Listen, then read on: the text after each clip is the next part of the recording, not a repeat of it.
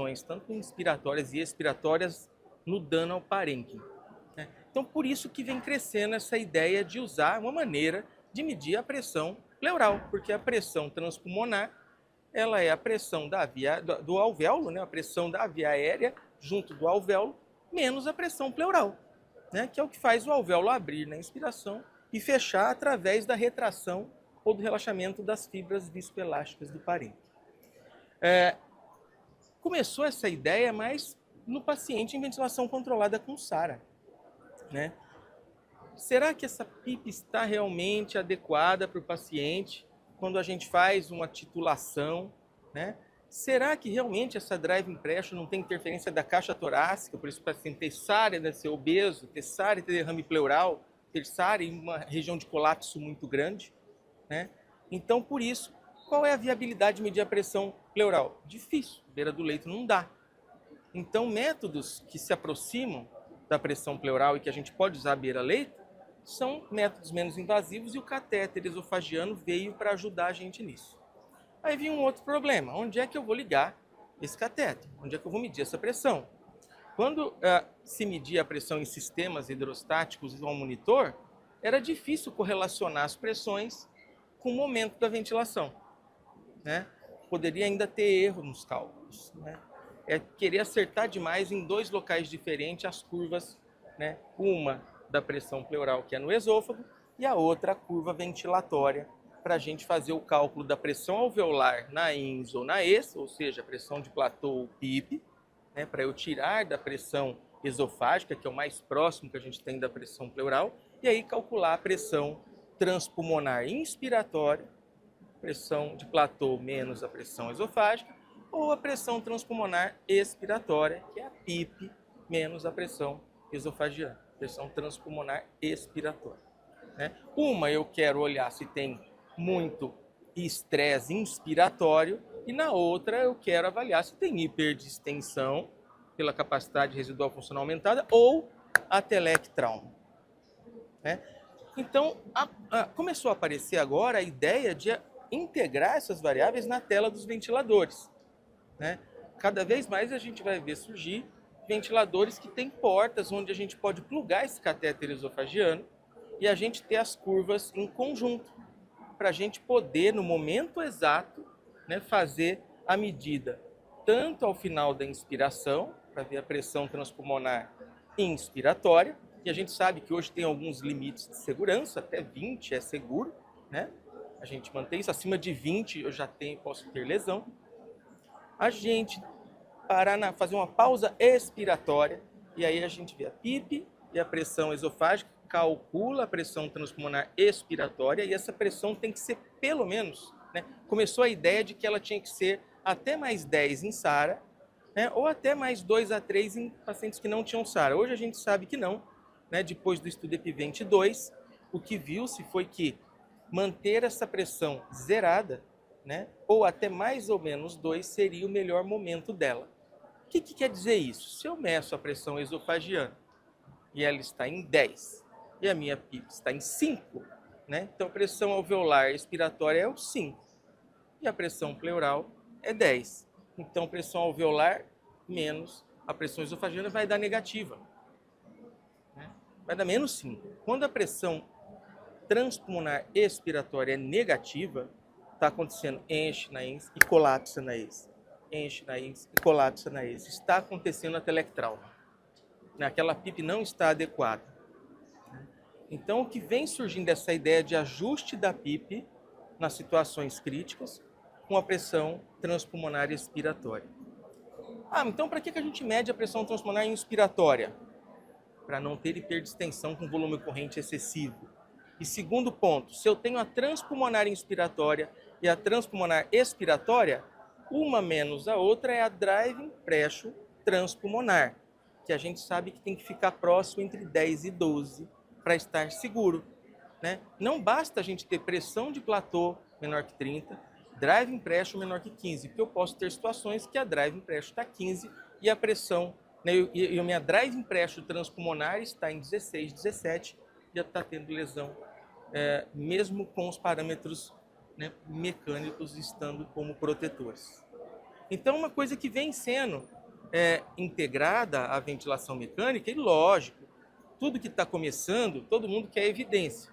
Não é fácil você formar evidência de grupos de pacientes muito pequenos.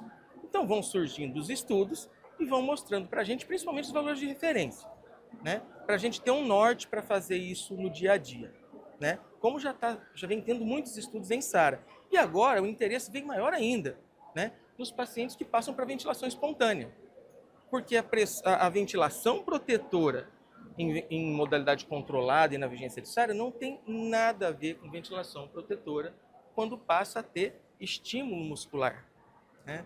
Então, o paciente que tem estímulo respiratório espontâneo, ele pode ter dois tipos de lesão. Ele pode lesar o parênquima, né, por hiperdistensão e colapso, ou ele pode lesar o diafragma por esforço excessivo, ou, na verdade, ele está muito sedado e não fazendo esforço nenhum. Então, se consegue fazer medidas também da pressão esofágica durante a inspiração, aquele esforço que ele faz para deflagrar o ventilador, e a gente medir esse esforço. Se está ali entre até 3 e menos 3, menos 15, tá legal, eu estou protegendo o músculo, está trabalhando dentro de uma faixa legal. Se está fazendo um estímulo de esforço muito maior, assim, que menos 15, está esforçando demais. Vai fazer lise do diafragma, o esforço está muito grande. Ajustar a pressão de suporte, às vezes ajustar até PIP, porque está tendo que fazer esforço demais, porque está tendo colapso e aberturas cíclicas, e aí a gente vai fazer o ajuste pela pressão transpulmonar e expiratória, né? Então, o universo de possibilidades monitorando a pressão esofagiana junto das curvas do ventilador, em termos de proteção ao paciente, vai cada vez aumentar mais, né? E aqui, nas curvas do ventilador, tem algumas demonstrações depois da pressão esofagiana, que a gente pode chegar mais perto para mostrar como é que a gente faz esse cálculo. Geralmente, os ventiladores hoje estão nos ajudando. Antes apareciam só as curvas e a gente calculava à mão. Hoje tem a possibilidade de a gente colocar a curva que já calcula automaticamente no momento que você congela. Você já sabe a pressão do alvéolo, já sabe a pressão do esôfago, e vem a curva de baixo da pressão transpulmonar. Então você consegue ver em tempo real como é que está acontecendo, sem precisar fazer conta visualmente fácil ali para todo mundo, né? O catéter é um catéter, ele vai mostrar o catéter aqui para a gente, como é que ele foi desenvolvido, né? Como é que ele é instalado e como ele é locado, e como é transferido isso aqui para o ventilador. Tá certo? E aí a gente vai comentando aí as dúvidas e o que tem de observação. Boa tarde, pessoal. E aí, depois dessa fala de Neymar, às vezes o pessoal pergunta assim, como é que esse catéter é instalado? Como é esse catéter? É difícil de locação? Como é que funciona? Como é que faz a captação dessas pressões? Então a gente sabe que o esôfago é uma câmara multi, e aí a gente vai ter uma sonda. Ela é uma sonda nasogástrica que vai ter dois balões. Esses balões, ao longo do tempo da evolução da mensuração da pressão esofágica, que foi o grande desafio. Esse último desenho, que participou do desenho da fórmula da Nutrivate foi Gattinoni. Então, ao longo do tempo, qual era o grande detalhe? Qual é a ideia que eu tenho para fazer uma captação com menos artefatos? Como é que eu vou desenvolver um balão para não superestimar ou subestimar esses valores?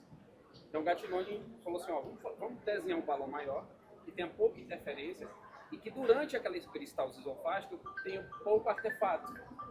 Então fez um balão de 10 centímetros de poliuretano, os balões de polietileno. Eu tenho uma sonda de poliuretano nesses balões de polietileno e uns anéis adiopacos para garantir o melhor posicionamento. Então o melhor local do esôfago para fazer essa captação da pressão pleural é no terço inferior do esôfago. Então a técnica de passagem da sonda é a mesma técnica de uma passagem de uma sonda de posicionamento gástrico. Ela vai ser toda milimetrada e quem vai ratificar o melhor posicionamento são os anéis adiopacos. Eu tenho que deixar um anel radiopaco acima do diafragma e outro abaixo. Eu deixo um anel acima e outro abaixo, eu vou ter uma média do terço inferior do esôfago. Lógico que tem algum software que a gente vai fazer uma curva PV, que hoje os ventiladores têm como fazer essa medida para você locar no posicionamento ideal. Uma vez locada, como ela é milimetrada, você tem como anotar em quantos centímetros parou essa sonda, porque às vezes a gente sabe que na UTI pode deslocar, o paciente tirar a sonda acidentalmente e você tem como relocá-la no mesmo lugar. Como é que ela é feita? Ela tem 3 vias independentes. Uma via vermelha escrito gástrico, que é com balão gástrico, e ela vai mensurar a pressão intra-abdominal. uma via verde, escrita esofágico, para insuflar o balão esofágico, para mensurar a pressão pleural, e a via central que é para alimentar o paciente. Então eu tenho uma sonda que, além de ter essas medidas de pressão esofágica e intra-abdominal, eu posso alimentar o doente e afastar a possibilidade de passar outro tipo de catéter. Tá? Ela tem uma linha radiopaca que facilita a visualização da imagem radiológica e ela vem num kit. Esse kit vem um mandril, um fio guia, porque como ela é de poliuretano, ela é mais flexível comparado a uma sonda de posicionamento pós-pilórico. Tá? Essas vias, eu posso mensurar ou pressão esofágica ou pressão intra-abdominal ou as duas simultâneas. Como eu tenho pressão gástrica menos esofágica, eu tenho transdiafragmática, então eu posso mensurar essas medidas também. Isso tudo plotado na tela, como o Neymar falou, porque o grande desafio ao longo do tempo foi como é que eu vou mensurar minha pressão esofágica aqui nesse momento de esforço, o que representa a pressão de fluxo e volume. Então, a indústria começou a criar esse movimento de você plotar essas curvas e você fazer uma análise do momento. Eu fiz um duplo disparo. O que esse duplo disparo representou de esforço esofágico? Então, é conectada no ventilador, vamos zero transdutor de pressão do ventilador e você infunde 4 ml de ar dentro do balão. Às vezes o pessoal olha a Nutrivent e eles associam a lembrança com o som de Beckmore, mas essa sonda, como ela é de poliuretano e os balões de polietileno, é muito pouco ar, então ela não distende. O balão tem que ficar murcho para quando tem um momento de peristalse, ele dissipar esse ar e voltar para o ponto zero. Espera aí, professor. Só vou insuflar com 4 ml para vocês observar o que representa 4 ml já no balão gástrico. Esse fez uma marcação.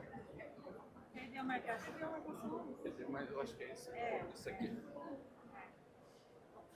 É isso aí. É quase nada.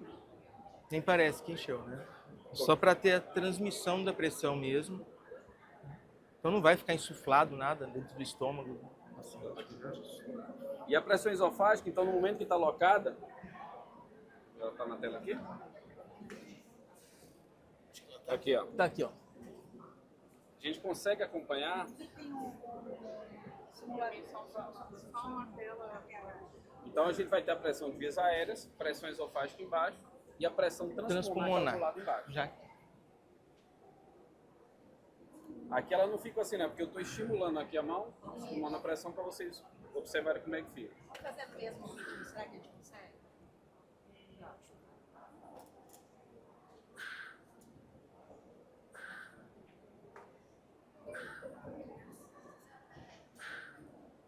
Entendeu?